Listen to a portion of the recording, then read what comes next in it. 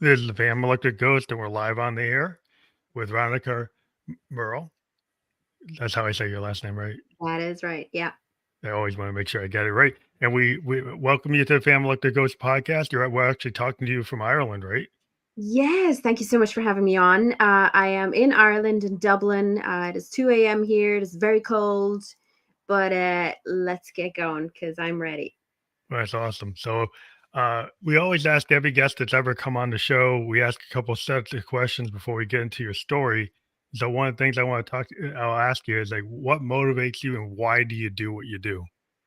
What motivates me? The my main motivation, I guess, is the badness. I've experienced quite a lot of like really really bad things. And I guess what always kept me going, and I have to differentiate two different motivations here. So the first thing that kept me going was, oh my god, I've done all this. If it doesn't lead anywhere now, what was it all for? What was it Mhm. all worth? So that is kind of that's the oldest motivation I have, is like it has to be worth something. I have to suffer for something. It has to pour out into something and turn into something good, please. um and that's a kind of unhealthy motivation that I probably shouldn't hold on to. My second motivation is curiosity. I'm so curious. I am so curious about what happens next. Mhm. I want to see. I want to see what else I can learn, what else I can see, where else I can go. The people I've not met yet, that drives me. All the art I haven't seen yet, all the art I haven't created yet, all the stories I haven't told yet. So that second part I think is a little bit more healthier. um so if I had to pin it down to what motivates me, it's that I know that there's something still lurking, Mhm. um and I want to see what it is. Well, I think that's a prime mover for a lot of creative people, like, especially authors. And I would, Yeah. being a screenwriter, put you in like the author Yeah. writer category. Um, but you also run the Wicklow Stories Film Festival, so that's cool. Yeah. That we'll talk about that. But as a screenwriter, like, did you start like with screenwriting, or you start with like writing in general? What made um you go into I screenwriting? I started writing when I was very very young. So I kind of wrote my first little stories as a kid. And then but I always really wanted to work in film. So like from a very young age, I knew that cinema was something that I really really just loved Mm, very very deeply. I loved going to the cinema. I loved movies. I loved the whole experience. So I always kind of knew in the back of my head that I was going to end up in film eventually. But you don't really, or I didn't really start with screenwriting as such, until I was in my late 20s. So until 2019, 2020 really is when I started. Great time to mhm. start anything, really. Um, I was a writer before then. I had written a couple of essays. I'd written a lot of poetry. Um, and I was writing a novel, and I was failing miserably at it because I'm just very lazy. And novel writing requires a lot of work. There's Um, and I world was building. really struggling. Yeah, There's a lot of world building and character so development that goes on much. for Oh pages and my pages. god, you have to write everything. Whereas in screenwriting, it's the wonderful thing that I love about filmmaking is that it's a collaborative effort. So as a screenwriter, I am able to give the skeleton, but then I don't have to describe the clothes that the character is wearing in detail. Well, the That's directors the can, costume designer's job to figure yeah, out. they Do you can know what I figure mean? that I out. don't have to write down every expression. That's the actor's job to have that freedom to express themselves. Um, so if I have to be completely honest with myself, maybe I was just not didn't have enough stamina for Mhm. novel writing and switched But into but screenwriting. you still found a way to get the writing But done. It's the kinda like a story out. songwriter. Songwriters rewrite stories, but they're not, they're 5 minutes long, maybe 11 minutes long back Yeah. in the '70s. But Hmm. it's like we have a short time frame. But Yeah. you might be like, "Well, who can write stories in 5 minutes?" Well, songwriters do, you know? But Songwriters can. Yeah. but that's so it's like I can't keep it going for a novel, but I can keep it going for 5 minutes. Yeah, maybe we're the same in that way. Yeah. Maybe I agree with you. Maybe it's just but it is an entirely different art form as well. And the more I kind of fell in love with screenwriting, the more I realized that it is just the art form that I express myself best Mhm.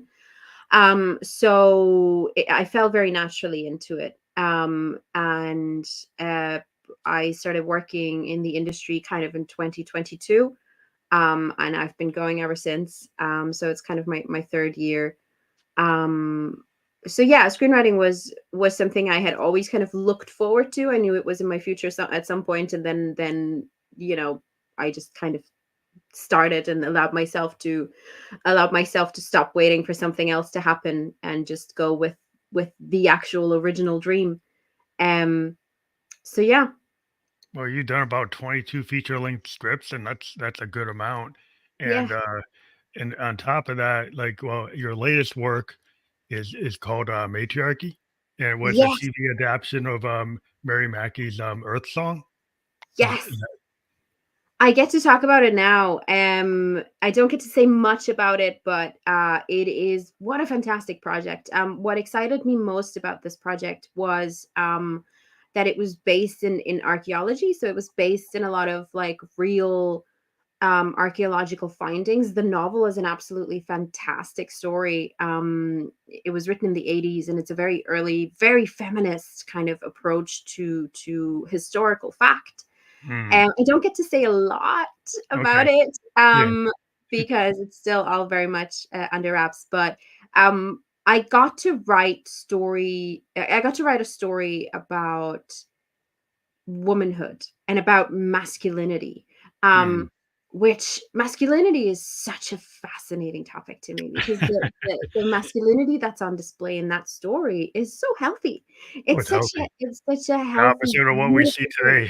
today. Yes, and but masculinity is a beautiful thing. I know we're going off topic here, but I because I always want to talk about it, um, because it's such a gorgeous thing. Men are amazing people, right? And you don't hear many feminists say that, but we Yeah, should be well, because of saying it. toxic masculinity has kinda, Is I guess it always framed yeah, the worldview because I of all the agree. bad stories. Yeah, Nobody wants to talk. It's kinda what happens to the good exactly. guys. We're Yeah, boring.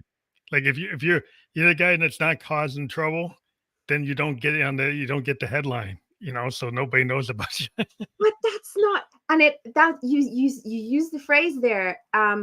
Masculinity nowadays is always discussed with that prefix of toxic masculinity. Yeah, But not all masculinity is. I think masculinity is a beautiful, gorgeous, gorgeous, wonderful thing. Men are amazing people, and to celebrate that and to celebrate what it means to be a man, that's great. We should be doing that more because men are capable of such amazing, wonderful things. And I was very, very lucky to be able to really dive into that and really, that's really cool. work with that and express that in that story. So that's what really excited me about that project. Which It was I a think that's challenge. great thing about writing, is that you can bring different perspectives and Yeah. maybe things that people aren't talking about. You can Yeah. make that suddenly the topic that people can get into, and that's why Yeah. I've And always been, interested in people who aren't doing cookie cutter, right? yes. The Oh no. people Yeah. Yeah. who try to do something and put a spin on it that maybe is not the common spin, or the Yeah. common interpretation, because that's the whole point. When I was a kid, I watched Orson Welles like Citizen Kane, and I was like, "That's a movie. That's like a real." And then I watched some. I got so into it. I watched like interviews with Orson Welles talking about Mm. it, Mm. and this guy asked him, "Is like, well, how did you know to do this?" And then Orson Welles said, "Well, I didn't know what you couldn't do." As a Yeah. director, he said there's a You don't famous know interview the where he said he didn't know what you couldn't do, so he did things with the camera that people said, "Well, that's not what you're supposed to do." And I said, "Well, why not?" yeah, it works. It Yeah, worked out. Um, I 100% agree with you. I 100% agree with you. But the point of art is to push boundaries. Nobody can tell you how to write a song. You might have ways that make you feel more comfortable to write a song because that's how you write your specific music. But nobody could ever write or perform in the same way that you specifically can, right? It's just not possible. You could clone yourself and raise that clone in exactly the same way that you were raised. It was still wouldn't be able to create Yeah. exactly the Still same music never. that you do. Well, that's the Like, thing. Yeah, yeah, because people don't, well, and the only problem today is like when you go and you sample and you use in the box, which like, yeah, so you'll see some bands today and they go on a live concert and they're like, that sounds exactly like the song I hear on the radio yeah, because they're actually not really playing live. A lot of the tracks yeah, are right from the master. yeah, And yeah. to me, that's kind of cheating because I'm kind of from the days like if I'm going to go on stage, I want it to be in Yeah. the moment. Like if I'm Mhm. going to read a poem, like I wrote it, but when I go to read it, it's how I read it in that moment that makes it Yeah. different for that performance. Yes, Why would yes. I want to make it the same every night? You probably No, would no, no, want, and because it shouldn't be, because it should be a reflection of how you feel on the day. It should be a reflection of what you have for breakfast. Maybe that's a bit yeah, extreme, but you know what I mean? The emotion, and that's why it's really, really difficult to be a live musician, especially. I love music. I've always been around musicians. I was a musician when I was a teenager.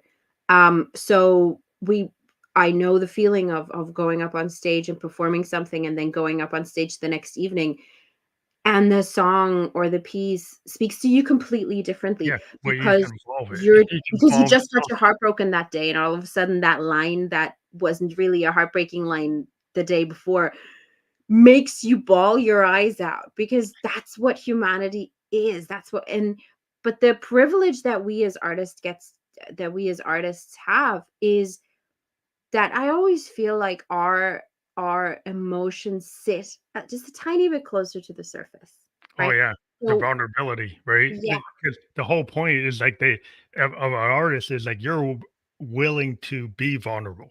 exactly. We have to be. You have to be in order. You have to be in order to just, um, in order to bleed out that creativity and that, like you say, vulnerability and the art.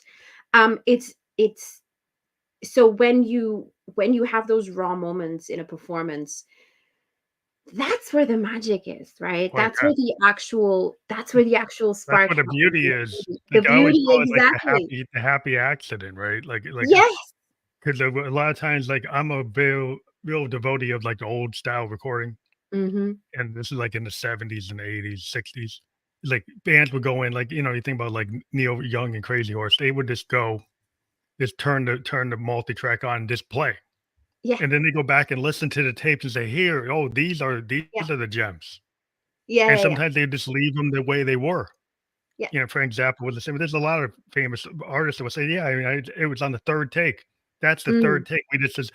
We had better takes Mhm. technically, but the Mhm. 3rd take actually might not be perfect. The mic's not perfect. Somebody might hear my belt buckle or my Yeah. buttons on my jacket hitting something, but it doesn't matter because that one has the magic." The magic and the emotion. And Yeah. in filmmaking, it's the exact same thing where I work with I direct sometimes, and it the rawness of the first draft or an early draft, let's say, um, because the first, like, let's call it the first draft. It might be an early draft. The first draft is such a pouring out, It's and it's closer so to the truth unedited. of what you were Yeah, trying to do. it's the original spark. It's so organic, and it's so kind of it's the potato with the dirt still on it. Do you know what I Yeah, mean? It's yeah. so real. It's so real. You just pulled it out of the earth, and it smells so good. Um, so it's that rawness of and then you edit yourself, and then you homogenize it, and then you pasteurize it, and then you change it up, and then you make it worthy of the radio. And mm, I Start to don't lose. know. I think you I don't start know. to lose it. That's why I like the punk aesthetic. Yeah. Like the punk aesthetic was this like a wildly like innovative concept because you had all these by the time you get to the late 70s, you had these like big progressive rock bands, the bands like Zeppelin, they were like perfect. They Mhm. had like singers that were beyond what people could do, right? A regular guy couldn't go out and be Robert Plant. Yeah. Regular guy couldn't go out and do what Roger Daltrey was doing or do what Mm. John Lennon or anybody. People were like on these levels. Yeah. But then when you get the Ramones, where you get Yeah. the Talking Yeah. Heads, you get Patti Yeah. Smith, you get Blondie, you get these bands. It's like, hey, it doesn't have to be perfect. Like Yeah. you could actually come out there with like the Clash, Joe Strummer. Yeah. Yeah. Everybody's saying, well, that's the only band that matters. But it's like the fact that they could come out there and when he had like bands like Yes and Zeppelin, like Joe Strummer wasn't gonna sing at that level, but he Yeah. sang at a different level. It was raw and immediate. Raw and authentic and true to what he was, true to his particular voice and everything else. So we have to allow ourselves as artists, I think we have to allow ourselves to be just yourself, unfiltered. Hmm. Un I think it comes with age. I think it really does, because the older I get, the less I care about what people think of me, and it's such a wonderful thing, and I really don't care. Like, I genuinely, from the bottom of my heart, do not care, if somebody doesn't like me. Yeah, It doesn't matter, like, it really doesn't matter. Whereas growing up, and especially kind of as a teenager and stuff like if it that, matters then, oh, yeah. you care so much, you really Well, it's about do. kind of being safe. We got this little kind of Yeah, tribal thing. It's like back in the day, if you got put outcast from the tribe, then the mm, wolves and the saber yeah, tooths and all the crazy creatures out in the woods were gonna get you. yeah, So yeah, then this idea is like you gotta conform to stay safe. mhm, And yeah, even though the wolf's not at the door, well, the wolf is at the door with that your triggered psychological wolf is at yeah, the door. yeah, And yeah, so then you no, feel like there's still the need to be safe, so you play it safe yeah. so you don't get hurt because you think you're gonna die if you're not playing safe. Exactly, but I think we need to, I think that is one of the challenges that we have as artists, is that we need to push beyond that fear. It is paramount that we do. Mhm. I think that it's the role of the artist within society, is that we need to overcome the fear and dare to be different and dare to be the even the outcast. We're not really outcast. Like, I don't ever feel like I don't belong in society. I'm pretty It's like the happy law of with attraction, right? but Like if yeah, you put something out there, you'll find a new tribe, right? you'll find a new tribe. You'll find your tribe, and finding your tribe is such a has become such a phrase. And found family obviously has become such a thing, since most kind of traditional families aren't really that close knit anymore, or you move around a lot, or time zones and the pressures of modern life and all that. And the pandemic had a lot to do with it as well. Mhm. So a lot of people are kind of, you talk to your roommates more often than you talk to your parents or your siblings, and you have to have roommates because you can't afford to live on Yeah, your own. Do you know what I mean? So we yeah, we yeah, we are restructuring society in such a way that feeling of village, yeah. is kind of That kinda is art returning in different ways. commune is like the 1976, you got the art commune, Yeah, and then I lived in a commune for a summer when I was 15. And it was the best. It was so much fun. It was an amazing. It we was have yeah, it was collectives today. Like, great. I know a lot of bands that are in collectives. Yeah, Because it's like the power of the many. Because like you go to yeah, the club and you're in a collective of 10 bands, you got a highlight you got likely it's high more of a chance you're gonna get booked for the whole night or yeah, for the next couple of days, so that you can kinda own that club versus if you go there as a single band, individual yeah, band is like, owner say, "I don't know you. I don't know yeah, you. don't have any fan." But you come in mm, there with a collective that has fans yeah, and merch, and then yeah. you have your tribe you're going with. Then Exactly, and found your people. your fans become part of that, and your audience becomes a part of that, and it's a redefinition of what community really means. And most of our communities have moved online. So your best friend might be somebody you've never met in real life, but they are your best friend because you talk to them every day online. And that's kind of a shift that's happened, over the last, I don't know, like 20 years, Mhm. in society. I I think we do still need real life connections as well. Yeah, I think yeah, because physical especially as connection. musicians, I think if we learned anything during COVID, it's that we need live performances. We need to be in a room with people, and especially music is like poetry is another thing that needs You live need that performance. live. Yeah. But music, I think, I mean, there is just nothing that compares to being in a room with people, and it might just be 10 people, it might just be Yeah. 5, it doesn't But matter. yeah, it doesn't have to be the big festival Mm, crowd. In fact, that yeah. might be less that's Uh-huh. almost as antiseptic as Mhm. actually being online. Because Yeah. I'd rather be in a club with like 100, 200 people, small club, Yeah. versus being like 10 on stage on a big thing like a Coachella. Not that you wouldn't want to Yeah. do that as a musician. No, yeah, Yeah. everybody wants to do that. But if I'm actually in a more intimate setting, like a CBGB's back Yeah. in the day, where If like the Viper Room, you get certain small clubs yeah. just have more of an appeal because you feel like you're gonna connect with that crowd. It goes back and forth. And exactly that's exactly what I was going to say. It's like it's that exchange of energy that and I really think like performance and but by performance I mean everything: storytelling, music, dance, poetry. Those are the things that made us human. Like we became human the moment one of us stood up around a fire somewhere So in, this talk, this story, the oral and histories, yeah, yeah, exactly 200,000 years ago, before we were even human, before we were even considered to be actually human, one of us stood up and started dancing, or one of us stood mhm, up and started singing, or started telling a story with whatever proto language there was, with gestures and ideas and emotions. um, that's when we became human. So in a very kind of real way for me, when you stand up on stage and you perform your music, you're doing something that is older than humanity itself. yeah, it's And you're very ancient. celebrating, yeah, you're celebrating something that I think created humanity. um and you're I think it's an unbroken tradition of performance and of art and of it sharing emotion, that without that humans wouldn't be human. We just wouldn't be. We wouldn't have made it this far. So I'm always very proud to take part in in that tradition, whether it's as an audience member or whether it's as a performer. um and to kind of, every time I go on a stage, I take a moment to kind of remember that I am doing something that is quintessentially human, um, and Well, that kind of grounds me in the moment. I Yeah, think it makes people, look into yeah, like a deeper self. Like every time somebody listens to a song, yeah, the songwriter wrote it, but now the audience like owns it yeah. because Yes, they get the interpretation that they feel from whatever the songwriter wrote. yeah, And they get that picture in their mind. They get the cinematic.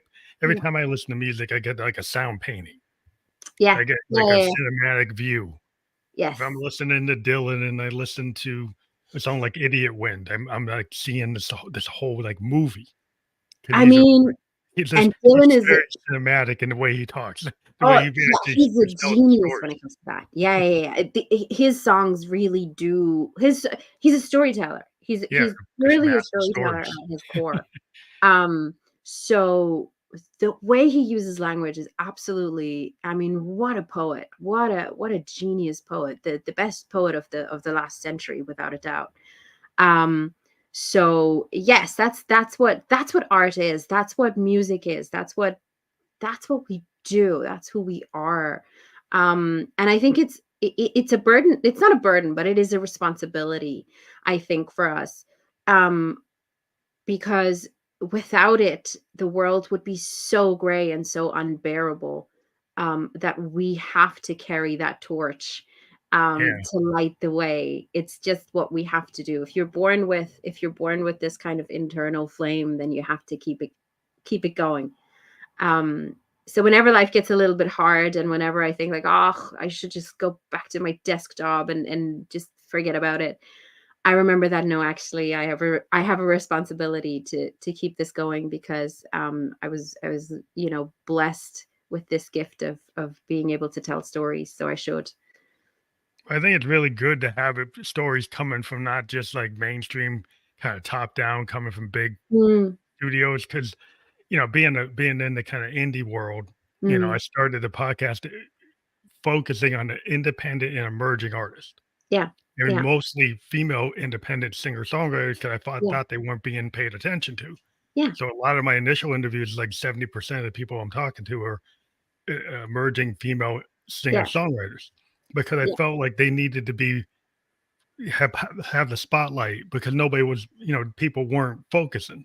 yeah, And I just think like in film or movies that when you have voices that are maybe on the outside, kind of yeah, like the underground, yeah, I'm always been an advocate for this underground indie anything I was into. I was always listening. At first, bands I was listening to like the Velvet Underground. I yeah, was listening to, like bands that weren't yeah, known, like yeah, art, yeah. like other producers knew who they were, Mhm, but like general fans, like, well, I don't know who they are. Like mm. Alex Chilton, big stars, like nobody knows who they are, but like other producers know who they are. Yeah, and but I think the thing is, it as an independent kind of artist, or as somebody, I work in independent film mainly, is it's really really difficult to find that kind of balancing ground of this is a really important story that we need to tell, but also how do we scrape together enough money to be able to tell it, especially in film. Like film is such a money dependent business, Mhm. and it really is, like, is a business, as is music. um so it's a difficult balance to strike, to say, okay, this is a story that in its raw nature is will not find backing, so we're gonna have to edit it down to be a little bit more, friendly to the pocketbook of the investors, which is always a heartbreaking moment. But you You have do to have to balance. play the It game to is. a certain extent, and you do have to be business savvy. You have to be, I think, I- most artists who are successful, or who find their audience, have a certain degree of business savviness. Have a certain degree, like yourself. You've been going for so long with this podcast. You're promoting yourself. You're doing all of these amazing things. You're really putting yourself out there. You are working really really hard to so that your audience may find you. That's a business decision that you made there. That is, those And are those that's are the hard business part of it. savvy Yeah. decisions, Yeah. So which that's the you hard have part. to be. Yeah, That's a you hard have to thing. be. I Yeah, think a lot of artists want is like, I just want to go in the studio and just write songs all day. it But then doesn't, when you but it gotta go and do the AR, PR, yeah, A&R, and then you're like, I hate doing that." But it's like, you well, you gotta do some of it. you gotta do something. I am up at 2 o'clock in the morning on a podcast. So we Yeah, have you're to do doing it. these things, right? And I love it. I love that I get to do it. Um, but we I think so. I have a friend, he's a fantastic musician. He's really, really great, but he doesn't play music outside of his bedroom. And I just wish that he would. I wish he Mhm. should be filling stadiums he's done. Yeah. There's Like, some people he's so they good, just they but he either just they don't doesn't. they just want they're so into just writing the song. Yeah. I know guys that are like, they just write or they might be more production people, so they could be on stage, but they end up like sound engineering or something, and Yeah. they could be they're really good, Yeah. but they feel like, well, I'm more comfortable on the board. Yeah. Which But is you're fine. that's That's fine, fine. but you could actually be on stage, but you just like You you can't don't make you it leap. don't yeah, you don't do it. And, like, also, like, kind of from more in my world, I know a lot of fantastic writers who just don't who write something and then put it in a drawer because they don't want to put themselves out there. And I Mm, always find that very sad, because some of these stories should really be told, and some of these stories are should see the light of day, but they won't, because um I don't know what it is. Maybe it's just not wanting to put them out there. Maybe they just wrote it for themselves, which is also totally fine, of course. mhm, Making art for art's sake and just for yourself and for nobody else to see ever, also a wonderful, wonderful thing. Art is not art shouldn't be just for the for sellability of it. consumption, yeah. Um, but if you do want to become, um, if you do want to make a living off of this, whatever art form you choose to try and make a living off of, you do gotta you Well, do you got to gotta market. do the Yeah, thing. I you mean, have that's to. it's just so inevitable. Nobody's gonna come Yeah, into your bedroom and discover you. That's just not gonna happen. So you do have to strike that balance of like, do I create art just for art's sake and because it makes me happy and healthy, or do I want this to be my job? And if the former, if you just want to do art, like I paint, I'm not in a million years ever going to sell a painting. I don't care about my paint, you my just do it. visual arts. I don't care about it. It's just me, right? Um, so if you want to do art in that way, where it's just this is just for me, I don't care, then that's awesome. That's fine. That's brilliant. But for me, just for me, I have to make a living. Yeah, yeah, So I do have to put myself out there, but I enjoy it. I enjoy it because it puts me in the path of amazing, interesting people. And it lets me have these exact conversations where I keep smiling and I keep agreeing with you because I'm just so excited about everything you're saying because I agree with it so much. So we get to interact with these amazing people and hear these amazing stories and listen in on art being created. And that's just mind-boggling. That's just amazing. That's just yeah. gorgeous. Well, that's what I love about the podcast. I get to hear, all these stories from people around the world, and then bring them to the world. And maybe people wouldn't have heard that unless I asked somebody to show Yeah. up and tell the story. And so Yeah.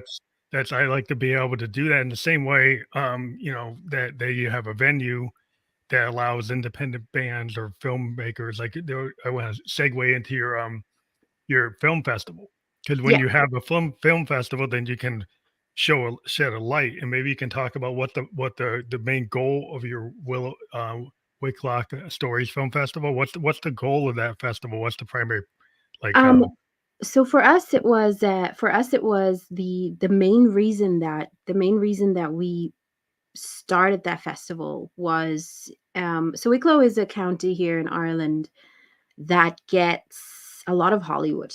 We get a lot of like big huge big Hollywood productions. We had Disney here a couple of years ago. Um and they transformed an entire village. They transformed the entire village into like a Disney Wonderland thing. And they spent $10 million just on set design to Wow, change that village. And they spent $1.2 million on fake flowers for that village, wow, right? And I was like, how? How? Why? What? Um, and then that village featured for like maybe 2 minutes of the film. yeah, Um, it's so like interesting. insanity, just absolute insanity. Um, and just a couple of miles down the road, we were trying to get a short film off the ground, and our budget was €200, right? Oh For the wow, whole short film, for for the a whole family. 15-minute short film. Compared to And where Disney's living, they're living in like this like different world zones, like another universe. exactly, exactly. So we realized that local film, even though Hollywood was completely occupying every hotel in the county, what we saw is that independent filmmakers is that young filmmakers didn't really have a seat at the table. There wasn't even a table for us to go to. There wasn't even anything for us to aspire to. So we were shooting this short film on the pier in Greystones, which is a beautiful like seaside town with like gorgeous scenery and just an amazing harbor and pier. Um, and we were shooting there, and we got the attention of my partner, my business partner Marlena, and she said, "Well, when can we see this film that's being made here? When can we see? Where can we see it?" And I'm like, "You're never gonna see it. It's probably gonna go up on YouTube. We don't really have an outlet for it. We Hmm. don't really have somewhere to put it." Um, So she was like, "Well, we should put it in the cinema. We have a little cinema here, in the Whale Theater. We have a little cinema. We should put it in there." And I was like, "I mean, Sure. Yeah, we should. Let's do that. Let's do that. At least the audience will get to see it. At least local people will get to Yeah, see and you their start own feeding harbor give 'em being an displayed idea. in it. Exactly. The backdrop to this really kind of intricate, like, human story. Um, and then we said, well, there's a few other films that were shot just around the rest of the county. We should showcase them too. Yeah, let's do that. Let's Oh my god, yeah, let's get together and show This a couple of films organic that were idea made starts here. feeding on itself, and then you're like, "Oh, Yeah, not just one, but many films." exactly. And And then then yeah, and then the next year we got back together, and showed more films.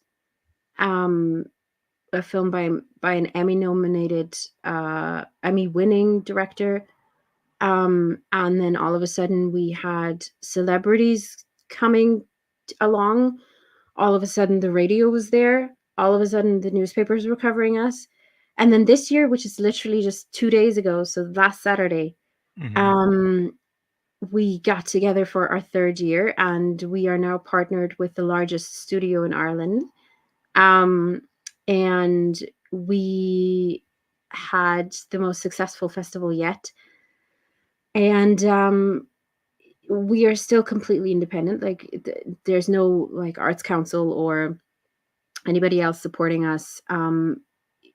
But the CEO of the studio that made Vikings, um, and is involved with all these major Hollywood productions, was there to present a special prize. So in 3 years, we managed to grow from oh yeah, we should be showing things that we made ourselves, to being recognized, and to kind of the more established, I suppose, industry understanding that yes, showcasing um showcasing the local stories, Mhm. showcasing the humanity of the place where you're at is so important. It's still 'Cause we important, it's still relevant, and some Yeah, people try to act like, "Well, you can't, win unless you get, like, 1,000,000 views, or yeah, you got, like, mil a thou 10,000 subscribers." So they got these people create these expectations, and then people so, "Well, I can't do it because I can't play oh, with those people." yeah, But if you come with, like, a punk aesthetic or this kinda, like, independent aesthetic, yeah, like, why not, yeah, create an environment for what you love. It's like mm, you love telling stories that are like local or regional, or they resonate, and they should have a place to be heard or what seen or viewed. exactly. So, and also to so there was a I'm gonna quote one of the films that we had on show on Saturday. Um, there was a documentary about this old lady who lives in Greystones, and she had words of wisdom to share, and she said, if you're going to be doing something, do it, be in the moment, even when you're washing dishes, wash the dishes, Yeah. Do and it. appreciate where you're at, Moment you're in. Yeah. the moment you are in. And that is such a wise thing, to say. um because we keep rushing around. We're always rushing around. We're like, I have to get this done, I have to get this done, I have to do this, blah, blah, blah, blah. And our lives are so busy, and they're so crazy, and they're so mad. But the reality of just bringing yourself back into a sense of place, which I think was one of the founding ideas of the festival, was a sense of place, and Mm. a sense of community, and a sense of no, no, no, this is where we live. These are the stories and the things that happen here specifically, that happen everywhere else as well, but not in this particular specific way, which is the Wicklow kind of way of life, which is very unique. Um, so I only lived in Wicklow for about 2 years. I moved away from Wicklow since, but I obviously still go there for the festival and everything, and I have a deep connection to that place. Um, so to be able to celebrate a place for its own sake, Um, You create a there's scene. beauty. You Yeah, create a scene, like, if you create a scene and that's what people don't realize, like, you can just make it happen, yeah, but people, like, are always talking about what they can't do yeah, rather than what is possible, yeah. and really what's possible is, like, you just take the step into it, you That I don't understand I don't understand being daunted by something. I don't get it. I I'm just do it, really I and struggle it's like so much you to just do it, understand. it's Just do hard. it. Yeah, well, it's harder than you think because a lot of people, like, they get into the start stop, and Yeah, then if they get to a start stop, then they can't, then they feel like, "Well, I'm not gonna get it." yeah, Where if you it's I think it's like a trust thing, because a yeah. lot of times people don't trust themselves. Trust Like, themselves. Yes, if you they don't trust don't. your own artistic ability, But then you what's the second worst guess thing? yourself. Yeah, but what's the worst thing that can happen? The worst thing that can happen is that nobody sees it, and then nobody saw it anyway. Yeah, You it know what I doesn't mean? matter. It They just put doesn't it down. matter. Put it Well, yeah, out there, express yourself and create something. And if nobody ever see actually a good friend of mine, I was going through like a difficult phase and I was struggling with finding meaning in it all. And I was like, oh, I just don't know about all this art stuff and it's really difficult. And he sat me down and he said to me, and he's a dear, dear friend, and he's a writer as well. And he said, okay, so what if you never write again? What if you never do anything again? I was like, "Yeah, I mean, I guess." And he said, "You will still have been one of the most amazing writers I've ever known." I was like, "Oh." And then he said, "If you never do anything again, I will still love you as a friend, as a person, as a human being." So it doesn't matter. It doesn't matter whether what you do fails. It doesn't matter whether you are blocked from creating art for years and years and years and years. That doesn't take away from the fact that you're an artist. It doesn't take away from the fact that you've already achieved something that for most people is impossible. It you, we we shouldn't be so hard on ourselves, yeah. and it shouldn't have all these like ideas about this is how your artist journey should look, and then you should bring out an album every 3 years, and then you should do whatever. It doesn't that's not how this works, Well, right? everybody's We're path can be Yeah, different, yeah, and it's like that. I think the understanding is like people are in a comparison trap. So yeah, they feel like if I'm gonna be in this, I have to be like the archetype, right? So I gotta be what's a standard bearer, yeah, right? Like what the canon represents, right? But a lot of times I've always gone for the people that weren't. You know what I yes. mean? Like Jimi Hendrix is the canon now, but when he was in Yeah. there, he When wasn't. he was starting out, he wasn't. He He was the was guy that was pushing, the boundaries. Yeah, recording engineer said you can't put feedback on tape, and he said, "Yes, you yeah, can." yeah, And then they didn't wanna do it, so eventually he gets on the board and he starts making it so it's in the recording, yeah, to yeah, the point where he eventually built his own studio because he wanted the sound, and there were people trying to tell him he couldn't do it. He yeah, said, "Well, I'm gonna get in charge of the production so I can do it." yeah. That conviction and that understanding of self and the yeah, conviction I think is the only word that I really that I find here. Um, being proud of what you're doing, being in the moment while you're doing it with authenticity and with your true self. And that's like you said, it's hard because those are the moments where your actual soul is on display, right? Yeah, Where and you people can't hide behind anything. It's your actual just the innermost core of who you are as a person is out there on raw display soul, and like you're your raw soul's there, pouring it and then out. yeah, and people Yeah, can, yeah, people tend to be the haters, and, they said as soon as you do yeah, something different, "I hate it."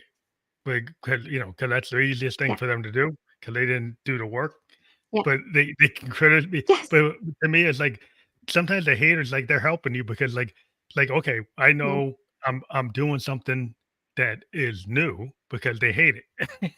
Yes. So, like, Or so yeah, I hit the mark.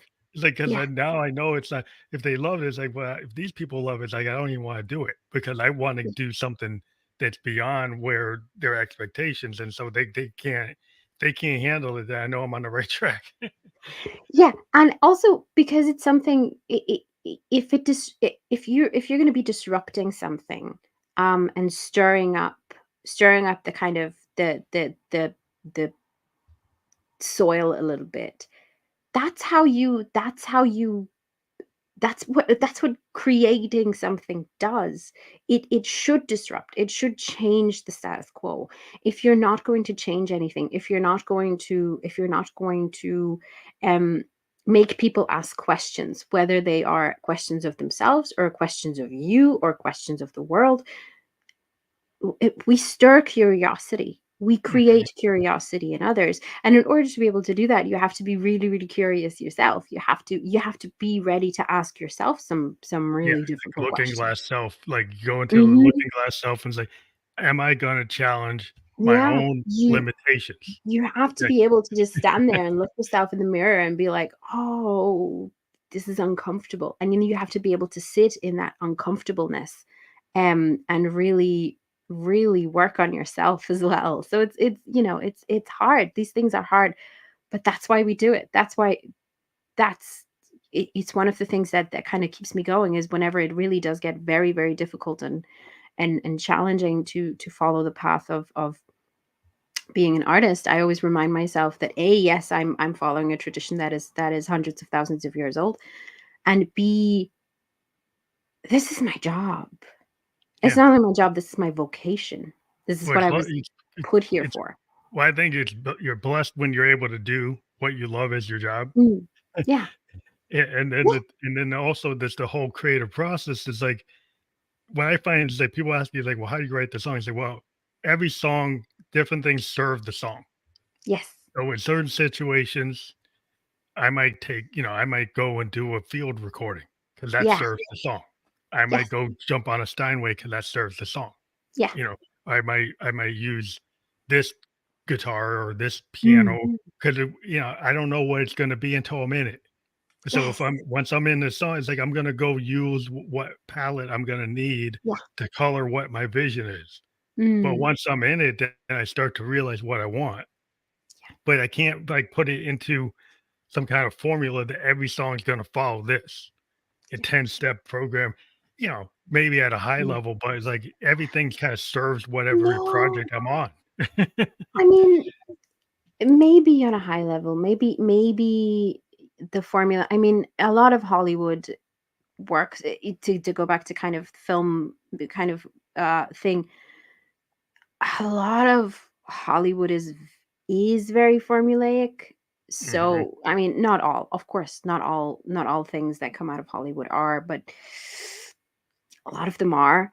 mhm. Um, and that's because at that level, you have so much money in there. You have so much investment in there that you kind of can't risk not going with something that has been tried and tested. Mhm. Do you know what I mean? So Yeah, so to write a pop song that has to be a hit because millions upon millions of dollars depend on it, yeah, um, you're gonna have to write something that'll be a hit no matter yeah, what. That won't challenge, that won't question, that won't push the boundaries because it has to be a hit. And the same with like Hollywood. I mean, I think there's a new Transformers movie coming out or something. The millionth one of its kind. Like, no hate on anybody who worked on that film, but like, oh my, really? Do we need another one?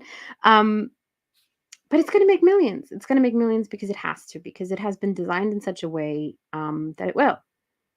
Because it's a different form of escapism that lets the audience just turn off and escape like and the known not yeah, they be have these questioned. known properties that Yeah, people expect, ex- like a ex- 007 movie, what you're exactly. gonna get, your Star You Wars, you're know gonna what you're gonna get get. yeah, You know the world you're entering. Which is it's also an important thing mhm, for the audience to just be transported somewhere else without having to have their emotions like really brought out and be raw about it and be, challenged. And sometimes we don't want to be challenged. Sometimes we Yeah, just want to sometimes sit you don't down wanna see and the escape. critically acclaimed Yeah. small, like, Sometimes we bad can't. film that's, like, Yeah. gonna really challenge your expectations Ex- because it's not something you've ever seen before. Or Exactly. And that's fine. Or you got to listen to a song that's just easy to listen to. That's not going to make you emotional because right now you just can't be emotional. yeah, or a lot of That's people use fine. music as comfort, Yeah. and so they might be listening to, like, man, I love the Carpenters, I think they're Mm, really yeah. powerful, Yeah. and Yeah. there's a lot of subtext in what they're doing, Yeah. but, like, I would probably go toward that, and it Yeah. has some melancholy in it rather than Yeah. listening to some of the stuff today, so, Yeah. like, if I'm gonna go kinda zone out, I'll go zone out with Karen Carpenter Yeah. because I know But where I wanna go, yeah. but other people might say, "Well, I don't even wanna go there because it's because of that subtext of the melancholy and they know her story." It's like, "Oh, I Yeah. can't go there, I want something lighter than that." Yeah, yeah, yeah. So, and that's totally fine. If you need something lighter, that is also the responsibility of art. That is also the responsibility of what we have to do is to um create lightness, is to create escapism, is to Mhm. let people leave the world for a little while. That's also something that we get to do as artists. So, yes, sometimes it's to ask the heavy hitting questions, and sometimes it's to challenge, and sometimes it's to unearth things that have never been seen before. And sometimes it's just taking someone by the hand, taking them to a nice safe haven and just sitting with them there by a river somewhere where the sun is glinting on the waves, and we just want to relax and escape the grayness of the world. um so how privileged and lucky are we that we get to create things that create all of these different pathways for people to experience the world. I mean, that's just what a privilege. Like, we're so lucky. Yeah, yeah. um I think it's just, amazing to be an artist yeah. because then you're able to, bring your vision. Yeah. And, like, even what's cool if you're an artist, like, even if you're working on something that's popular or Yeah. something that's gonna be big, you can still kinda throw your secret sauce into it. Like, Yeah. you could, like it's like, I'm gonna still throw these nuggets into it Yeah. that still have my stamp, right? That Yeah. I'm gonna throw layers into it that Yeah. maybe aren't fully picked up by everybody, but some Yeah. people will actually pick up on it, and Some then you say, people will "Hey, see I it. did yeah, I got that Yeah. through." Yeah, yeah, yeah. Which is why I think to go back to the project we were talking about earlier, Matriarchy, it I got to do that. I got to do that, even though it's a big production with a lot of moving parts, and we when we worked out the story, it was really it was a very clear cut journey that the story was going to go on, because we knew obviously we had the novel, and then we knew what we wanted to do specifically with the story. Um, but I got to work in those little bits that are so close to my heart, that are so close to specifically the topics that I always want to talk about, like masculinity, like, what it means to be a woman, what it means to be a man. So we do get to do that, even on kind of bigger, more formulaic productions or approaches. We don't lose Your that spark, your core. which Yeah. yeah, which and I think this is something we were talking, or we kind of talked about when we were just chatting before. um AI doesn't do that. Yeah, AI doesn't that's what have I was that. kinda this is Yeah. where I'm kinda scared for the future of some things because Yeah. what you just talked about is the argument why human beings should be at the wheel in Hmm. writing and in the creative Yeah. area, like because this is kind of our wheelhouse as Yeah. humans, and when people start telling me, "Oh, I don't need a musician, I can just have an AI band," and not have any writers, and basically they're just living off of what's been done before, which, Yeah. the guy was arguing, "Well, doesn't a musician just recall all the riffs they're around and change them around?" But, No. no, that's not what they do, it's like from that No. you say you're thinking like a mathematician from a Yeah. programmer aspect, your algorithm might find a Hendrixian feel. Mm, It might find uh, you know, like a Bach feel. It can find yeah, it. yeah. But the whole secret sauce of a musician, there's a famous thing with, like, Robbie Robinson from the band Mm, actually took a song from, People Get Ready from Curtis yeah, Mayfield, and he inverted it to make a band song. He yeah. took a soul song and inverted it, and it was his own style. I don't think Mhm. AI would ever come up with that. No. That's the kinda thing that musicians and artists come up with. Yes. They take an We inversion from a different genre Yeah. and put it from soul into Americana, Yes. country, and I don't think they would have the ability to do that. No, I don't, because it's all just it's regurgitated, and it it's so hard to describe. It's cannibalized. Yeah, You know, like the it's word not for it. real. It is it is artificial and plastic and soulless. Um, and that's not to say AI doesn't serve a lot of other purposes. It's a tool. AI is a fantastic tool for physics and math and medicine. And that's where it should Even find. my wheelhouse programming, I mean, it makes Yeah, things easier to refine and make things tighter for exactly. what I'm trying to build, but I don't know if I want that algorithm playing with my jazz music, playing with my Exactly. punk rock music, playing with my funk Exactly. music. It's like It's not never That's not gonna what be it's James for. Brown, it's never gonna be Sly, it's never gonna be Funkadelic, It's not gonna happen. it's not The gonna thing do is, that. we need to preserve. I don't even like the word preserve. I think preserve is the wrong word. We need to create a space in which the rawness of humanity, isn't underappreciated. I don't want to say isn't untouched, because it should be. Mhm, We should be influenced. We should be influenced by AI the same yeah, way that AI is influenced by us, because we should see it for what it is. Um, and let it inspire us to be better, and let it inspire us. Not, I don't mean take inspiration from AI created content. That's not what I mean. I mhm, mean meet the moment for what it is. Realize that this is the world that we live in now as artists, and move beyond it. So there was a discussion last year when the writer strike was happening and the actor strike was happening. And I had a conversation with a writer friend of mine. And the thing that we kind of settled on was that, yes, right now everybody's streaming towards AI, and the prestige thing to do, or the cool new hip thing to do, is to just let your script be written by an AI, and then you don't have to pay a writer and it'll be done in 10 seconds. Um, but the prestige of having a human being in the loop, um, even if AI takes over a lot of the things that it shouldn't maybe take over, but one day there'll be a sentence uttered in some boardroom somewhere of like, "Do you know this script was actually written by a human being?" mhm, Wow. Like, "Oh my god, really? A human wrote this? What?"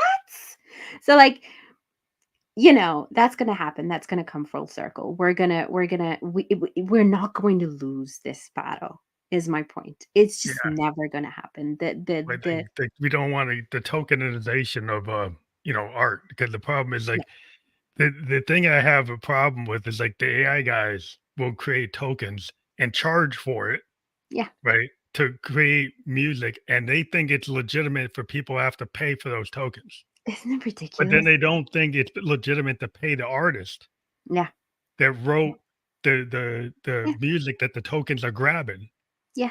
They think they should get paid for To their data center create and their whatever. Yeah, algorithm, but the the artist, algorithm. and Yeah, that's the problem, because that's when you get people who are 100% agree. like techies Yeah, that start to minimize art across yeah, the board yeah. and monetize it to their benefit To their and benefit. demonetize it for the art benefit, and then Yeah, say, "Well, we don't need you." yeah. That's the mindset that I think that's people are gonna reject that, because I the agree. product of that is like AI art.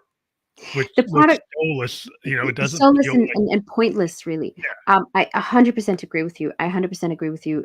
It's just so difficult to first of all, it's so difficult to make a living as an artist anyway, no matter what that's art you right. follow. If you're not very, very lucky and like have your first hit at whatever 17 and then just keep going, you're gonna struggle. Like you're gonna struggle probably for the majority of your career. You're gonna struggle to make money from this.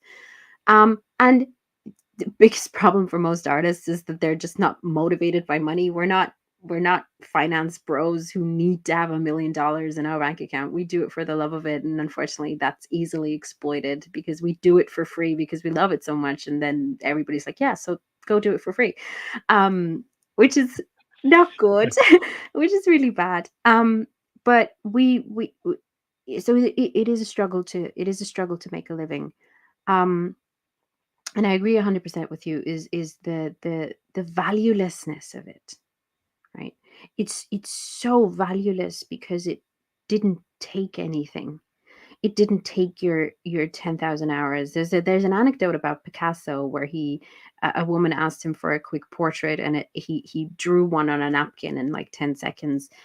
And he was like, "That's going to be $3 million, please." And she's like, "Yeah, but it took you 10 seconds, and you're not paying for the 10 seconds. You're paying for the 30 years it took me to get here." Right. Um, so it, the fact that art is not valued for its own sake. Um, and yes, AI has a huge responsibility to play there because it's valueless and it gets misinterpreted that therefore the art that originated it also is. Yeah. Which is not. It's not. Just because we were willing to do it for free doesn't mean it's valueless. It just means we put so much of our heart and our soul With into heart it. and soul, with, like, Yeah, spirit, human yeah, spirit and heart is yeah, in it, and when it's just cloned or sampled or copied, it yeah, doesn't have that original spark, yeah, and that's where people, it's like, "Oh, yeah, I can take this tool and make art." It's like, well, yeah, there's a difference yeah, between commissioning a artist to draw your book cover yeah, and having the AI do your cover. If you actually get an artist to commission to work on anything, yeah, you'll get a certain level of quality that the yeah, AI, well, you might not understand it. You say, "Well, the AI did it," yeah. but is it really, it doesn't It's have not. that spark. Yeah, It doesn't have that yeah. feel. It's soulless, It like you said. It it does. it is soul. It is. That is the only word I can use for it, is that we I think some people are figuring it out. I've talked to authors in the Mhm. last year, and there was a trend to do the AI cover, but now they're kind of backing off and going back to Mm. artists, Yeah. which Yeah. shows you that there's a limitation. Exactly. The trajectory, like exactly that little anecdote of like, you know, oh my God, this was human made, so therefore, wow, what a prestige object. Um, it, it- AI it kind of flared up so quickly, and everybody was so absolutely fascinated by it. It was the trendy, hot new thing to do. Um, but the pendulum swings the other way. It always does, and Yeah. eventually it finds a balance, and it lands in a place where it will live and it will stay. Um, so we were on this completely like upward trajectory for AI, and I think we're starting to settle more into maybe not healthy, but into a healthier understanding of what it actually is. Yeah, more like Especially a kind of tool for within the the art job. world. Yeah, a tool. Yeah, exactly. A tool to enhance or a tool to do. So a friend of mine is a visual artist, and she uses AI to run through like ideas for composition. Mhm. So she'll Idea. tell the AI to create like 50 images that have variations on what she wants to do. Um, and then she'll kind of use one of them as inspiration for what she actually what ends up being Yeah, the idea actual portrait. generation's a good idea. Like, I've talked to Yeah, some people, the idea generation capability is cool if you yeah, don't know where to start, and yeah. also, like, in production for me as a musician, is like, in sound processing.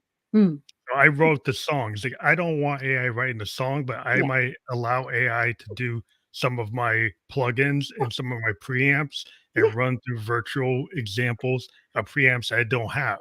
right? Exactly. To see what it sounds like when I color Exactly. my piece of work. So it Yeah. didn't write the song. It's a No, tool to help me it's a tool, embellish the and that's song. exactly what it should be, and That's the way I look that's at what it's good for. it. Yeah. Yeah, but I mean, I that's don't what it want it should be writing the for. song though. No, it shouldn't be writing the song. It shouldn't be writing the screenplay. It shouldn't be writing the story. But you know, enhancing, or for people who aren't writers, writing a I don't know, a retirement speech Mhm. for yourself where you have no idea how to write Polish. To something give like that, people but you're polish that expected to aren't do it. professionals. I can see Yeah, that. I get it. I get it. Of course, you're not going to spend 2 hours writing a speech that isn't actually even that important to you, but you have to, and then you have to anyway. Okay, yeah, of course you should. It. Yes, that's what it's for. That's exactly the type of work that AI should be doing, It's and it's kinda like good. if you go back to Star Trek and Spock had Yeah. AI, right? Yes, But Spock exactly. was a brilliant guy, right? Yeah, But the AI only took him so far. Like, he still exactly. had to use his Vulcan mind Yes, with the computer and say, "Computer, help me do this," but he still was putting large impact into what the computer was doing. He was just running exactly. the instructions, and it was still a science officer that Yeah. was telling the computer what to do. It wasn't the computer doing it all by itself. Because that's never going to go away.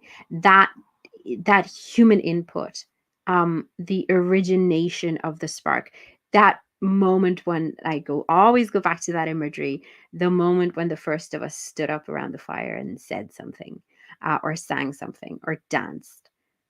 That spark, that unbroken tradition, has never gone away, That's a and human it's factor. never exactly. The It is human factor never is going to I go think is away. everything I to, agree. like, life, and if I people agree. want something like it's saccharin or aspartame, it's Yeah, artificial. it's artificial, Like, and you'll get the aftertaste, and it's like, "Is yeah, something not quite right?" yeah, yeah, and you're never gonna be you're I it's good to turn your brain off from time to time, but when the moment arrives and you're struck with grief, or you're struck with love, or you're struck with joy, or you're struck with something that is real, the thing that you will turn to is art. You're Mhm. gonna read a poem, you're gonna listen to music. You're going to come across a painting that all of a sudden speaks to you in the way no painting has ever spoken to you before. Or film. You're going to watch Like, a movie. Yeah. You're going to watch a movie that makes you cry, even though it's never made you cry before. Um, it is only in moments of heightened emotion that we remember why we need art, why it's so important to have art. Um, so yeah, that is the point. That's the point of what we do. That's why we're yeah, here. we just can't let Um, the finance bros take the passion out of art. no, please. 'Cause they will if they No. can. They don't really realize what they're doing. It's like this they're just in their first quarter Yeah, profit margin meeting, and say, yeah. "Well, yeah, we can do that." But yeah, it's No, okay. They can have let that wheelhouse. them Let them go let do that, them but that's they'll yeah, find let out it them doesn't run work. their world. They know, like, "Oh, it doesn't work that good." They get Yeah, out of that. until they themselves hit a wall of grief. I've been around many a rich person, um, and even they who have focused on creating wealth all their lives, when, they have a heart attack at the age of 50, they realize, "Oh, hold on now. I've been Something else living all is my important. life so that I could retire rich, but what am I retiring for?" You know, or they lose a loved one and all of a sudden realize that the time that they had with that person was way too short. And they didn't spend enough quality time with that person. So most people at some point in their lives will hit a moment in which they remember remember their humanity, even though they've been trying to be a robot for Yeah, most of their lives. robot. Yeah. Um, so and then our job is to welcome them with open arms. Then our job is to hold them and guide them and be there for them, and be and give them comfort and give them an understanding of what it is that they're experiencing. Um, So that's what I always think is the kind of the main point of being an artist. Definitely. I think we've been on the same page on a lot of things, Yes. but, I agree. time always goes by quicker than we ever imagined. We hit over our hour, but I wanted to mention your Yes. website. Like, if people go there, Yes. is that how they find out about all the work you've done? Yes, that's where they find about all my work. That's where they can my all my books are linked there. So I have 3 books out, 3 poetry collections. I have a poetry collection out every year. Mm, So the 3 previous are there, and then if anybody's interested in screenwriting, I have a textbook for screenwriters that's being used in a university here. And I'm also available to help out if anybody's stuck on a story that they you do that they need help consulting? with. You do I some I consulting? consult. So Oh, that's yes, I, awesome. I help out.